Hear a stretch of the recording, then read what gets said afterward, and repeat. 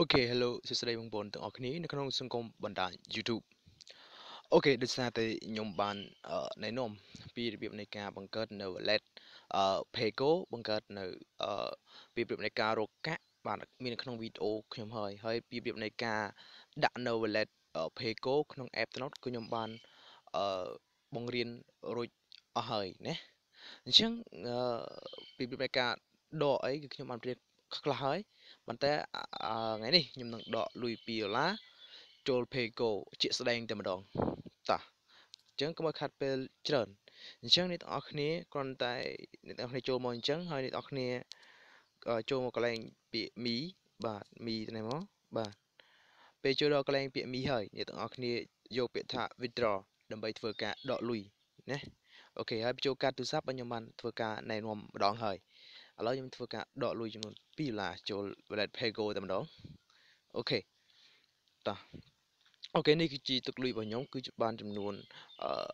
$2.59 សេនឥឡូវគឺខ្ញុំបានដាក់នៅ Let Paygo ខ្ញុំបានបង្ហាញឬក៏បានណែនាំ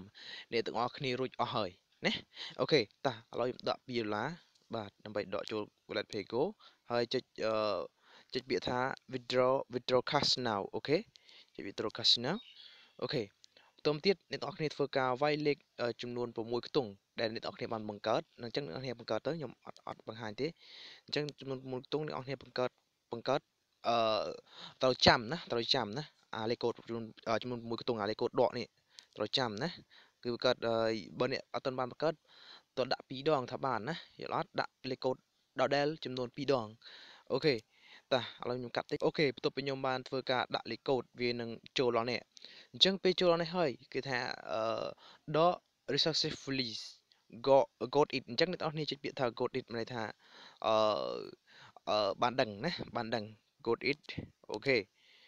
អូខេអញ្ចឹងរួចរាល់ហើយអញ្ចឹងចូលទៅមើលគណនីលុយរបស់ខ្ញុំវិញតើសល់ប្រហែលនេះអញ្ចឹងខ្ញុំចូលកន្លែង wallet អូខេអញ្ចឹងអ្នកនេះនៅពេលចូលខ្ញុំនឹងធ្វើវីដេអូបង្ហាញទៀតអូខេនេះអស់ហើយបាទអូខេអញ្ចឹងមើលកន្លែងវាពង exchange យកកន្លែង bell អញ្ចឹង bell សិនតើវាកំពុងធ្វើអ្វីណាចាំពេលវីដេអូចូលខ្ញុំនឹងបង្ហាញវីដេអូចូលមួយទៀតណាអូខេអញ្ចឹងដោយសារតែការ exchange វាយើងរងចាំបន្តិចណាប្រហែលជាបើយ៉ាងយូរក៏មួយថ្ងៃទៅ2ថ្ងៃដែរណាអូខេបើយ៉ាងបើសិនណាមានកដកច្រើនបើថាអត់សូវមានកដកច្រើនទេ10នាទី20នាទីចូលហើយណាអូខេឬក៏1ម៉ោងចូលហើយ